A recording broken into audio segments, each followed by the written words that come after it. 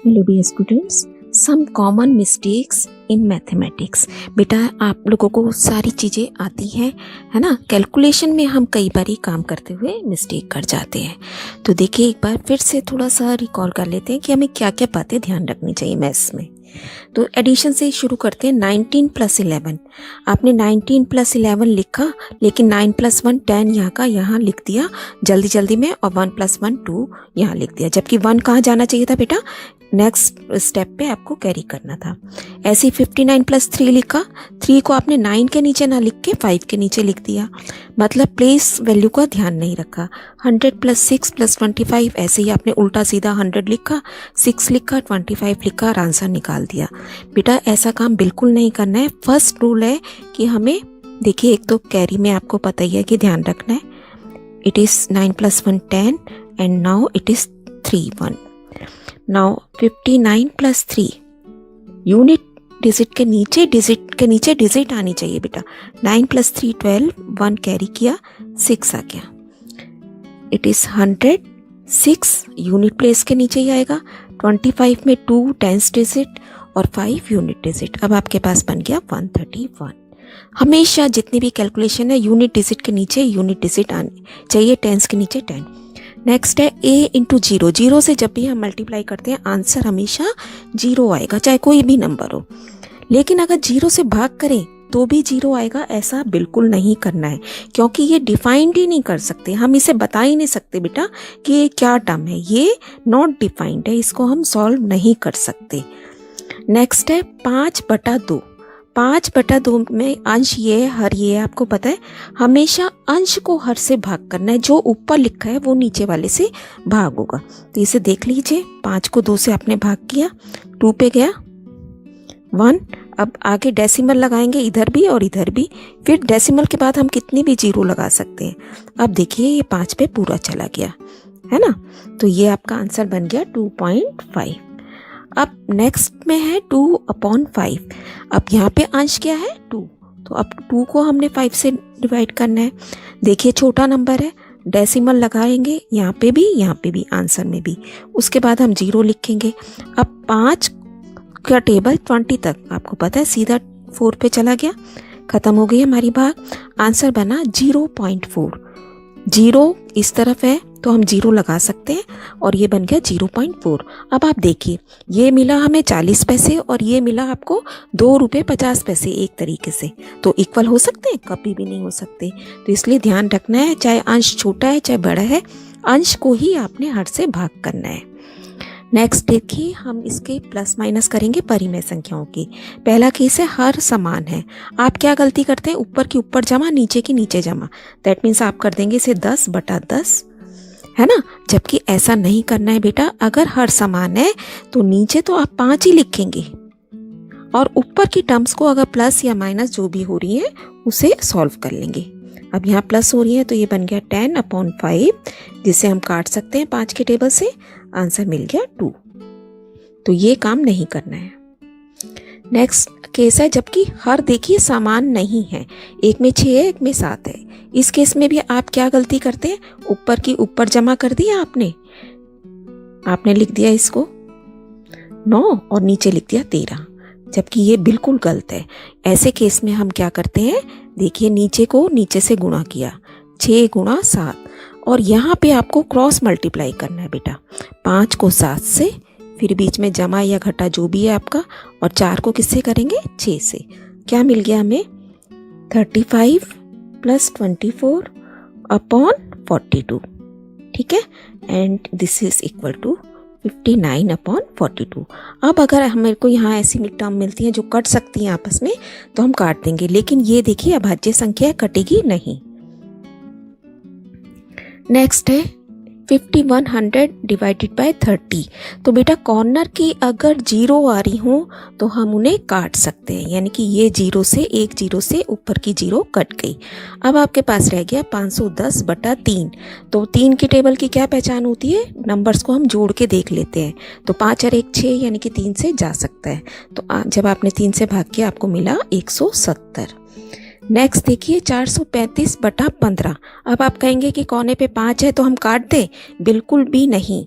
जब भी भाग करते हैं सिर्फ 0 अगर कॉर्नर्स पे हैं ऊपर और नीचे तब आप काट सकते हैं, अदरवाइज बिल्कुल नहीं काट सकते बेटा।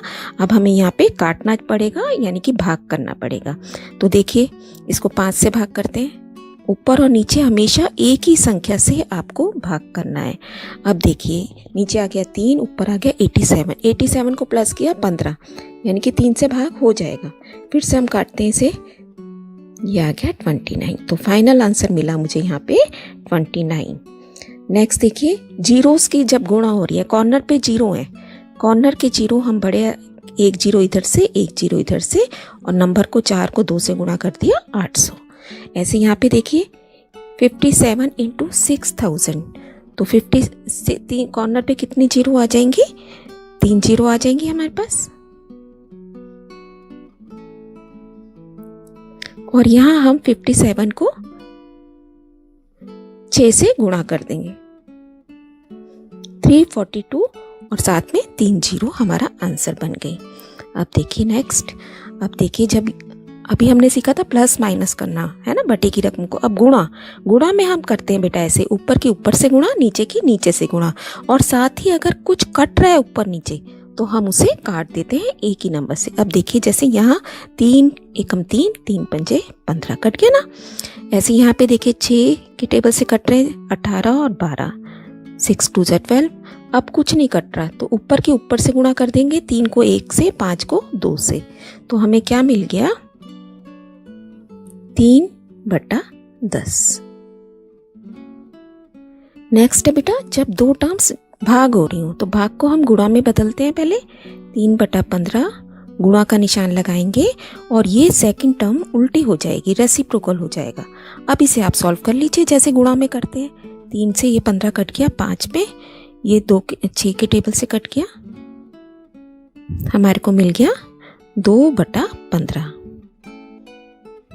ठीक है, नेक्स्ट देखते हैं 3 जमा 7 बटा 20। आप क्या करेंगे इसको, आप इसको फिर से वही 3 और 7 को जमा कर देंगे, 10 बटा 20 आंसर कर देंगे, या कुछ भी और नया तरीका बेटा, लेकिन ऐसे नहीं करना है। इस 3 के नीचे कुछ नहीं लिखा तो 1 माना जाएगा। अब हम इसका एलसीएम लेंगे।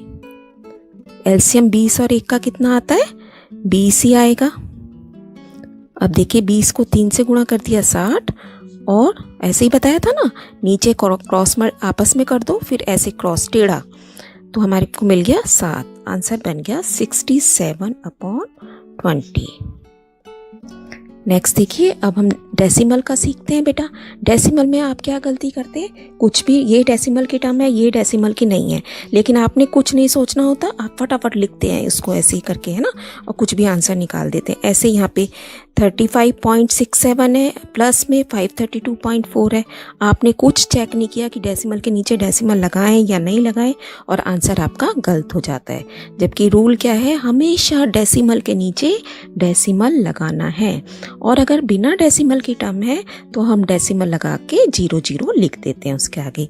तो इसका करेक्ट क्या बनेगा 3.245, और यहाँ पे 12 लिखा, डेसिमल के नीचे डेसिमल लगाया और यहाँ 00 भर दिया जहाँ पे कुछ नहीं है ना।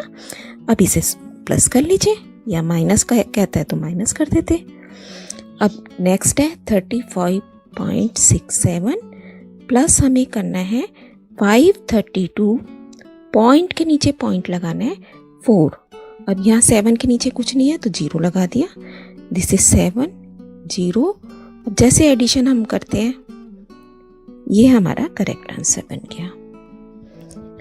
गुणा कैसे करते हैं आप डेसिमल में, देखिए सिंपल नंबर की नंबर से गुणा कर देंगे। 15 को 25 से गुणा कर दीजिए, कोने पे 0 आ रही है, देखिए एक कोने पे 0 ना, तो अभी हमने सीखा था कोने के 0 हम ऐसे ही लगा देते हैं। तो हमें यहाँ पे क्या मिला 375, जब आपने 15 को 25 से गुणा किया। अब हमें देखना है कि डेसिमल है ना, तो डेसिमल आंसर में भी आएगा। डेसिमल के बाद यहाँ पे कितने अंक हैं, 1 और यहाँ पे 2, तो आंसर में आप कोने से 3 अंक छोड़ के डेसिमल लगाएंगे, 2 इधर के 1 इधर के, 3 जोड़ लोगे तो यहाँ पे 1 2 3 यानी कि 3.75 हमारा आंसर बन गया। नेक्स्ट देखिए अगर भाग करना हो तो भाग करने में बेटा हमें डेसिमल हम हटा देते हैं। डेसिमल के बाद कितने अंक हैं? ऊपर 1, तो नीचे 1 लिख के 1 0 लगा देंगे। अब इसे सॉल्व कर लीजिए। 7 हमें मिल गया 7/10, जबकि 7/10 किसके बराबर है? नीचे अगर 1 0 है तो इसका मतलब दशमलव के बाद 1 अंक आएगा। नीचे 2 0 है तो दशमलव के बाद 2 डिजिट आपकी आएंगी। तो इस तरीके से आपको इन सब की प्रैक्टिस करनी है। एक बारी आता सब कुछ है, आपको एक बार रिकॉल आपने कर लेना है। ऐसे ये देखिए 468/12 लिख दिया मैंने। अब देखिए जब इसका डेसिमल हटाया तो कितने अंक हैं इसके बाद में? 2, तो इसका मतलब नीचे 100 आएगा, है ना। और जब इसका यहाँ से डेसिमल हमने हटाया तो नीचे 1 अंक है, तो ये नीचे है तो ऊपर चला गया, इसका डेसिमल हट के 10 यहाँ चला गया। अब कोने की 0 से 0 काट दिया। ये देखिए ये भी कट रहा है, इससे हमें मिलेगा 39/10 and that is equal to 3.9। क्योंकि नीचे 1 0 है तो 1 अंक छोड़ के डेसिमल लगा दिया। नेक्स्ट आपको ध्यान रखना है, जब भी इस तरीके से टर्म जमा हो रही हैं तो आप उनको इस तरीके से नहीं लिखेंगे। इस तरीके से टर्म लिखने का मतलब होता है बेटा कि इनके बीच में गुणा का निशान लगा हुआ है, और आगे जब कोई भी निशान नहीं होता तो हम जमा का मानते हैं। 3AB का मतलब ये तीनों आपस में गुणा हो रहे हैं, जबकि यहाँ साफ साफ ये जमा हो रहे हैं। तो कभी भी इनको इक्वल मत कर देना। नेक्स्ट देखिए, बहुत ही सिंपल बेसिक रूल है हमारे, केवल समान पद ही आपस में जमा या घटा होते हैं। Only like terms can be added और सब्ट्रैक्टेड टुगेदर। तो जैसे प्लस प्लस प्लस, आपको ये रूल पता ही है, अपोजिट साइन होंगे तो माइनस होंगी टर्म्स, सेम साइन होंगे तो प्लस करते हैं, और आंसर में हमेशा बड़ी टर्म का साइन आता है। देखिए 2x + 7, आप क्या गलती करते हैं इसे 9x के इक्वल, जबकि ये x है बेटा, ये तो बिना x की टर्म है। अब आप एक ही क्लास के बच्चों में दूसरी क्लास के बच्चे को बिठा लेंगे क्या? हमेशा नहीं बिठाते ना, तो अलग अलग बैठते हैं हर क्लास के बच्चे। तो ऐसे ही आपको इसे अलग अलग ही रखना है, ये इकट्ठा जुड़ नहीं जाएगा ना घटा हो जाएगा। यहाँ पे देखिए ये y है, ये x है ना। कुछ भी आपको इसको जमा घटा सॉल्व नहीं कर सकते हम, ये अलग अलग फैमिली की टर्म्स हैं। ऐसे यहाँ पे 5 + x + y, इसको मिला देंगे नहीं हम, ठीक है बेटा, ध्यान रखना है। ये बहुत छोटी छोटी सी और रेगुलर मिस्टेक्स हैं आप लोगों की। अब यहाँ देखिए पहले चेक करेंगे, सेम टर्म्स है, k है, ये भी k है, सॉल्व हो जाएंगी। अब अपोजिट साइन है, क्योंकि एक घटा की एक जमा की, तो आप घटा करोगे, और बड़ी टर्म का साइन घटा 5k।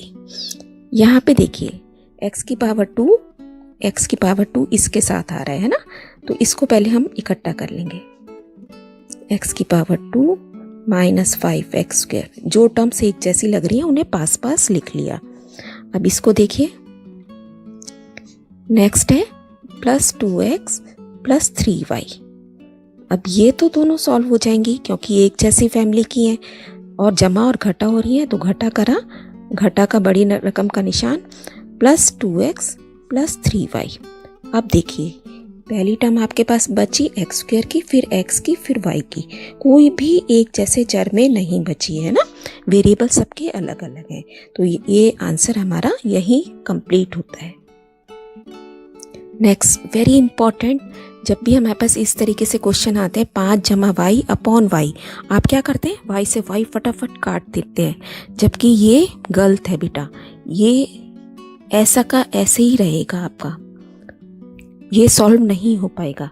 जैसे यहाँ पे है बेटा, आपने क्या किया, 2 और 4 को काट दोगे, आप नहीं काट सकते, जबकि हम ऊपर सॉल्व नहीं कर पा रहे, तो ऐसे ही रहेगा। अब देखिए ऊपर क्योंकि लाइक टर्म्स हैं, ये भी x ये भी x, सॉल्व हो जाएगी। क्या होगा हमारे पास?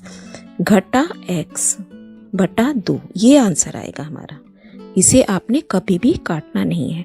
ऐसे यहाँ पे देखिए, यहाँ पे आप क्या कर सकते हैं, यहाँ x की घात 2 घटा 2x, यहाँ हम कॉमन निकाल लेंगे।